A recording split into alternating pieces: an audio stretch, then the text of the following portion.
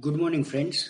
कल के लेक्चर में हमने देखा था कि फीचर्स ऑफ डेवलपिंग इकोनॉमी, जिसके अंदर हमने बहुत सारे फीचर्स स्टडी किए थे कि भाई कोई भी कंट्री है वो डेवलपिंग है या अंडर डेवलप है या डेवलप्ड है, तो उसको हम कैसे फाइंड आउट करेंगे। उसके कुछ कैरेक्टरिस्टिक्स है, उसके कुछ फीचर है जो हमने ऑलरेडी कल पढ़ चुके थे। अब बढ़ते हैं आगे के टॉपिक की ओर। आगे का टॉपिक है हमारा economic and non economic activities. उसके बारे में अगर हम बात करें तो सुबह से लेकर शाम तक हम बहुत सारी ऐसी एक्टिविटियां करते रहते हैं। वैसे तो हमारा डेली रूटीन बहुत ही डिफरेंट होता है। सुबह से उठकर शाम तक हम कुछ ना कुछ अलग तरह की बहुत सारी एक्टिविटियां करते हैं, मगर इसमें हम बात करने वाले हैं इकोनॉमिक एक्टिविटीज के बारे में। अभी अगर हम ये चैप्टर पढ़ने जा रहे हैं तो हमको पता होना चाहिए कि कौन सी एक्टिविटी इकोनॉमिक है और कौन सी नॉन इकोनॉमिक है। रेडी? सो देखते हैं। Very first, economic activities. Economic activities यानी कि क्या, एकदम शॉर्ट में मैं पहले आपको बात करूं तो इकोनॉमिक एक्टिविटी यानी कि कोई भी ऐसी एक्टिविटी जो पैसे के साथ जुड़ी हो, उसको बोल सकते हैं इकोनॉमिक एक्टिविटी। फॉर एग्जाम्पल, सुबह उठ के आप मिल्क का पाउच लेने जा रहे हो डेयरी पे। रेडी? तो वहां पे आप गए, उसको आपने पैसे दिए और उसके बदले में आप शॉपकीपर ने आपको क्या दिया होगा? मिल्क का pouch. Ready? That is economic activity कि आप कोई भी गुड्स और सर्विसेज ले रहे हो मगर उसके बदले में सामने उसको क्या दे रहे हो? पैसे दे रहे हो। That is economic activity. Clear? उसके बाद का टॉपिक है non economic activities. Non economic activities यानी कि कोई भी ऐसी एक्टिविटी जो पैसे के साथ जुड़ी नहीं है। रेडी? फॉर एग्जाम्पल कि अगर आपका बड़ा भाई या तो आपके पापा आपको कोई गिफ्ट दे रहे हैं तो गिफ्ट के बदले में आपके पास से वो पैसे लेंगे नहीं। रेडी? सो कोई भी ऐसी एक्टिविटी कि जिसमें गुड्स और सर्विस एक्सचेंज तो हो रही है मगर उसके बदले में कोई मनी का ट्रांजेक्शन नहीं हो रहा है, तो उसको बोलेंगे नॉन इकोनॉमिक एक्टिविटी। ओके, आगे बढ़ते हैं। Structure of Indian economy. हमारा इंडियन इकोनॉमी का स्ट्रक्चर कैसा है? Generally our economy is divided into three parts, three structures. First one is primary sector, second one is secondary and third one is service sector. अगर हम triangular part में अगर देखने जाए तो आप ट्राइंगुलर ड्रॉ करके उसके अंदर पहले पोर्शन में उसको तीन हिस्सों में डिवाइड कर दो। पहले पोर्शन में लिख सकते हो प्राइमरी, सेकेंडरी एंड लास्ट में लिखोगे सर्विस सेक्टर। देखते हैं आगे कि भाई प्राइमरी सेक्टर क्या है, सेकेंडरी सेक्टर क्या है और सर्विस सेक्टर क्या है। Very first, structure of economy generally पूछा जाता है तो वो भी 3 मार्क्स के लिए पूछते हैं कि भाई right down the structure of Indian economy. Ready? अथवा या तो फिर आपको कुछ ऐसा भी बोलेंगे कि write down any one sector of Indian economy, then at that time you have to write down any one sector from this. In last year paper, question paper, आप लोग अगर स्टडी करोगे तो उसके अंदर साफ साफ लिखा है, इसका ही क्वेश्चन है मगर कुछ अलग तरीके से पूछा है। मैंने क्वेश्चन का पूरा लास्ट ईयर का पूरा क्वेश्चन पेपर मैंने लास्ट में भेजा है, जरा एक बार देख लेना। ओके, बढ़ते हैं आगे। Very first, primary sector. Primary sector यानी कि क्या? प्राइमरी सेक्टर्स यानी कि जनरली देखा जाए तो कोई भी ऐसी एक्टिविटी जो खेती हो, लैंड के साथ इन शॉर्ट जुड़ी हुई हो। किसके साथ? लैंड के साथ जुड़ी हुई हो, उस तरह की एक्टिविटीज को क्या बोलेंगे? कोई भी प्राइमरी सेक्टर्स की एक्टिविटी है ऐसा बोल सकते हैं। जैसे कि agriculture and agriculture related activities such as cattle rearing, cattle breeding, fishing, poultry farm, collection of forest products, then after mining of raw metals, etc. are included in primary sector section. Okay, ये सारी चीजें किसमें है? Primary sector में। आपको short में इतना ही याद रखना है कि प्राइमरी सेक्टर के अंदर सिर्फ क्या आएगा? तो प्राइमरी सेक्टर के अंदर ऑल एग्रीकल्चरल एक्टिविटीज और रिलेटेड टू एग्रीकल्चरल एक्टिविटीज। उसके बाद आ रही है सेकेंडरी सेक्टर। सेकेंडरी सेक्टर के अंदर क्या है? तो सेकेंडरी सेक्टर के अंदर generally all kinds of industries were included in our secondary sector. Ready, हर एक तरह की इंडस्ट्रियां सेकेंडरी सेक्टर के अंदर क्या होगी, इंक्लूड हो जाएगी। चाहे वो छोटी सी टीन बनाने से लेकर बड़ी बड़ी जाइंट मशीनरी अगर वो बना रही है तो सारी की सारी इंडस्ट्रीज किस में आएगी, सेकेंडरी सेक्टर्स में। Then after third, service sector.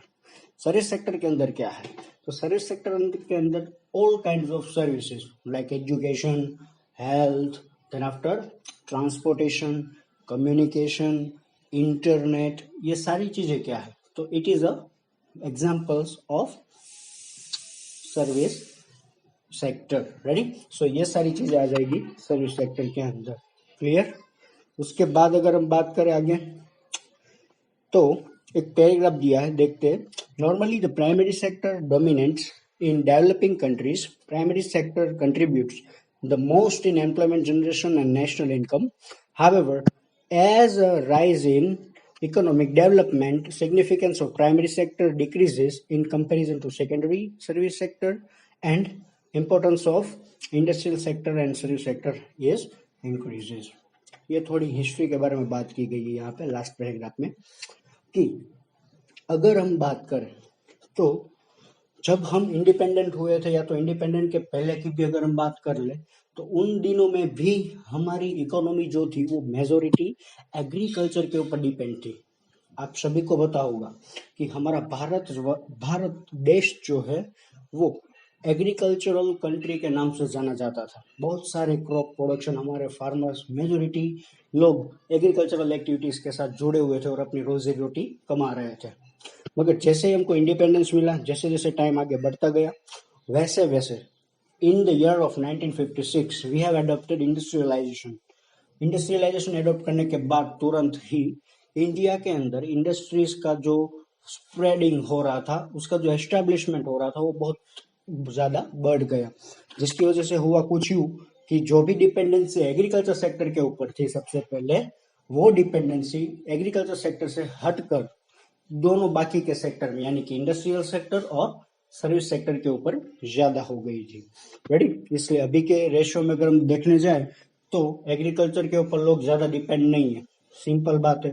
और अभी नेक्स्ट टाइम में इसका जो डिपेंडेंसी रेशियो है वो और कम हो जाएगा, क्योंकि लोगों को ज्यादा से ज्यादा सर्विस सेक्टर और इंडस्ट्रियल सेक्टर में ही इंटरेस्ट रहता है, और उसमें से उन लोगों को जो रिटर्न्स मिलते हैं वो भी ज्यादा होते हैं। इसलिए आगे बढ़ते हैं। Factor of production. Generally, there are mainly 4 factors of production: land, labor, capital and entrepreneurship। Ready? वापस एक बार बार पूछा जाता है ये question. Factors of production, describe factors of production, या तो फोर ऐसा भी पूछते हैं कि भाई which are the factors of production. At that time you have to write down the name of this 4 factors and then after you have to explain this 4 factor in detail also। Okay, so generally there are mainly 4 factors of production। First one is land, second one is capital, third one is labor and fourth one is entrepreneurship। land के बारे में थोड़ी बात कर लेते हैं। land generally क्या है, तो कि in the normal sense land is the upper layer of surface of the earth, but in the terms of economics land means different types of natural resources which includes forest, rivers, mountains, minerals present in the interior of the earth, metals etc. present on the earth's surface। Thus land is the natural tool of production। Obviously जो भी हम production कर रहे हैं, कोई भी आप example ले लो, कोई भी मतलब कोई भी एक्टिविटी का एग्जांपल ले लो। रेडी, चाहे वो फार्मिंग हो, बड़ी बड़ी मशीनें बनानी हो, या तो फिर छोटी सी मशीनें बनानी हो, कुछ भी बनाना हो, लैंड के बिना वो पॉसिबल ही नहीं है। Ready, so land is the first factor of production, उसके बिना वो चीज पॉसिबल हो ही नहीं सकती। रेडी, जनरली अब अगर हम साइंस के लैंग्वेज में बात करें, लैंड मतलब क्या, तो कि upper surface of the earth, that is land। but in economic language that is a land means what, तो कि लैंड एक ऐसी चीज है जिसके ऊपर बहुत सारे फॉरेस्ट, बहुत सारे ऐसे माउंटेन्स, बहुत सारे अलग अलग तरह के मिनरल्स, बहुत सारा पानी, ये सारी चीजें मिलके हमको वो क्या करती है, तो कि प्रोडक्शन करने के लिए सारी चीजें हमारे लिए यूजफुल है। जैसे कि हम एग्रीकल्चर की अगर हम बात करें, मान लो कि भाई लैंड है ही नहीं तो हमारा एग्रीकल्चर पॉसिबल है नहीं। रेडी, लैंड के बिना कुछ भी पॉसिबल नहीं है। So that is land. Second one is capital. Man-made instruments helpful in the production process, such as instruments, tools, houses, etc., are included in capital, property, asset and investment, etc. Capital यानी कि very short, एकदम short में अगर हम बात करें तो capital मतलब क्या रहेगा, तो हर एक तरह का मैन मेड एक तरह का इंस्ट्रूमेंट है जो हमको प्रोडक्शन करने के लिए काम आता है। रेडी, मैन मेड ऐसा इंस्ट्रूमेंट है जो प्रोडक्शन करने के लिए काम आता है। जैसे कि मान लो कि हमारे पास फैक्ट्री है, लैंड है, फैक्ट्री है, उसके अंदर मशीनरी भी है, सारी चीजें हैं, चलो रेडी। मगर अगर हमारे पास कैपिटल नहीं है तो क्या हम उसको फैक्ट्री को रन करवा पाएंगे? क्या हमारे पास पैसे नहीं है तो हम उसको रन करवा पाएंगे? नहीं, वो फैक्ट्री चल ही नहीं सकती। सो मेरा मतलब यहाँ पे कैपिटल मतलब सिर्फ मनी के बारे में बात नहीं है, हर एक तरह की चीजें। रेडी, जैसे कि बिल्डिंग है, that is also one kind of asset. Machinery, that is also one kind of machine. Even our labours यानी कि जो ह्यूमन लेबर्स जो है वो भी हमारी एक असेट है। रेडी, हमारी एक असेट है जिसको यूज करके हम क्या करने वाले हैं, प्रोडक्शन। अगर मान लो कि हमारे पास इस तरह की कोई भी चीजें नहीं है तो प्रोडक्शन नहीं हो पाएगा। Ready, so that is capital. Third one is labor. Labor means mental or physical work done with the aim to obtain monetary gain. Labor is living factor of production. Work of farm laborers, workers, teachers, doctors, artisans, etc. is called labor. हर एक तरह की चीजें। Ready, mental और physical work, कोई भी तरह का work हो, फिजिकल वर्क तो हमको पता ही मजदूर करते हैं।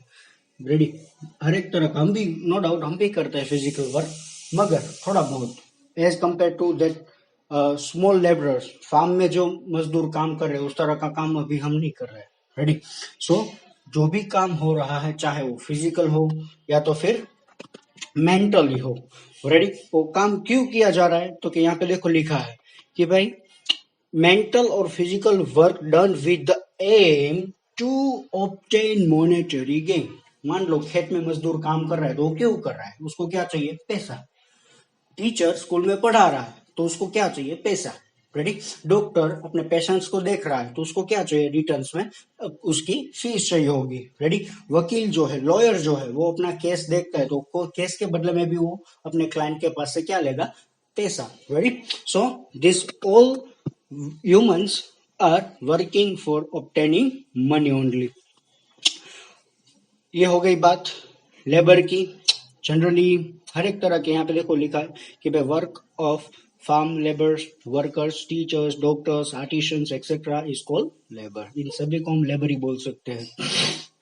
आगे entrepreneurship, the person who efficiently combines the three factors of production, land, capital and labor is called entrepreneur। यानी कि अब ये बंदा कौन है, ये बंदा वो है जो ऊपर के तीनों फैक्टरों को यानी कि लैंड, लेबर एंड कैपिटल, ये तीनों फैक्टर को क्या करता है, कंबाइन करता है। कंबाइन करने के बाद वो क्या शुरू करता है, प्रोडक्शन शुरू करता है, दैट इज एंटरप्रीनियर। यानी कि जो भी सारी चीजों को इकट्ठा करने का काम करता है और अपना जो प्रोडक्शन है वो प्रोडक्शन चालू करता है। The process of coordinating the three factor of production in profit making process is called entrepreneurship।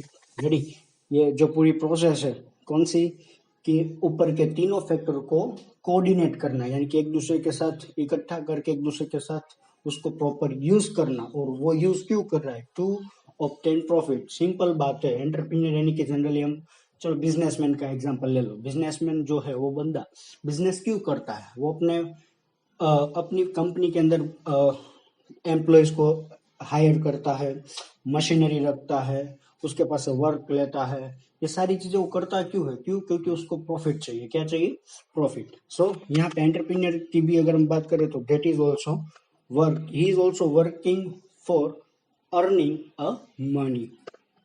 So here our topic is completed, factor of production. आगे की अगर हम बात करें तो वहां पे आ रहा है दूसरा topic, that is distribution of production, distribution of web.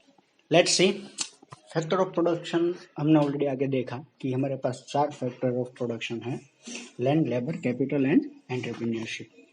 यहाँ पे अगर हम बात करें, रेडी, तो उसके अंदर क्या होगा कि डिस्ट्रीब्यूशन, हमारा जो फैक्टर ऑफ प्रोडक्शन का जो डिस्ट्रीब्यूशन है, वो डिस्ट्रीब्यूशन किस तरह से हुआ है।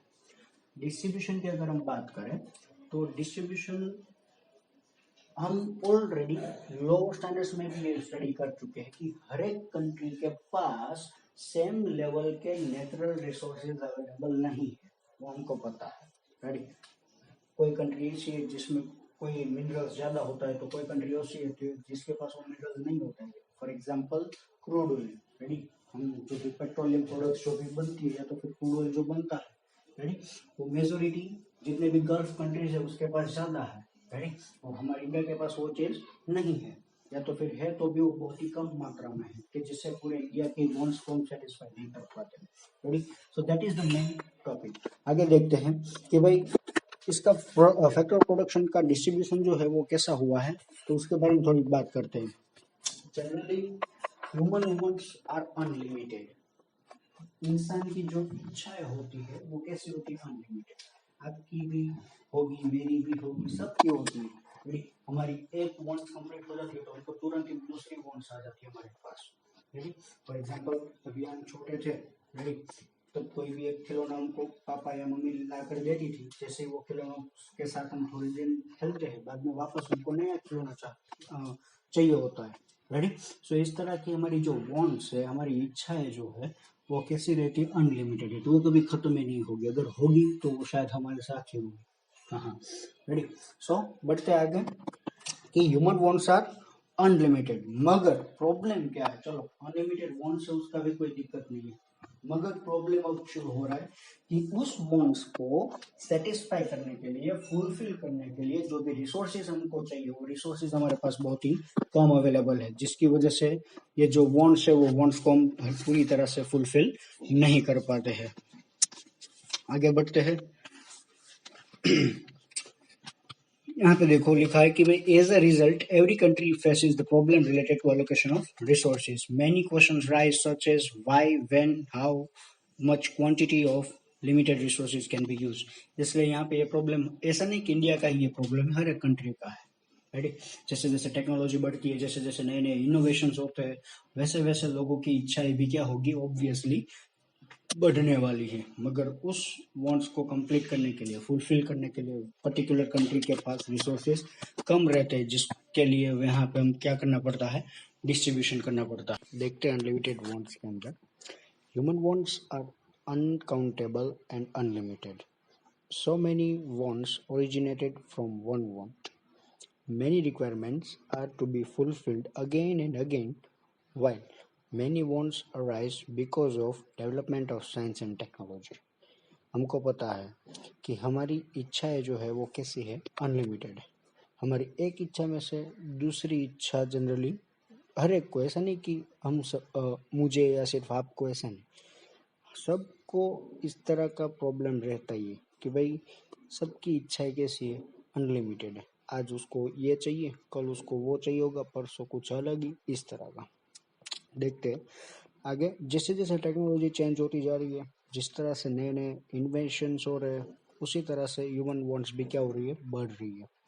मगर प्रॉब्लम क्या है कि ये वांट्स को फुलफिल करने के लिए सामने जो रिसोर्सेस है वो रिसोर्सेस हमारे पास बहुत ही लिमिटेड है। रेडी, सो अगर हमको वांट्स फुलफिल करनी है तो सामने रिसोर्सेज भी उसके हिसाब से चाहिए, मगर उसका तो यहाँ पे हमारे इंडिया के अंदर ही नहीं मगर ओवरऑल कंट्री के अंदर प्रॉब्लम रहता है। प्लस अगर हमको हमारी इच्छाएं सेटिस्फाई करनी है, फुलफिल करनी है, तो उसमें से कोई भी बेस्ट या तो फिर कोई भी इच्छा हो, कोई भी वांट्स का हमको सिलेक्शन करना ही पड़ेगा। डायरेक्टली हम हर एक वांट्स फुलफिल नहीं कर सकेंगे। Second, important order in terms of necessities.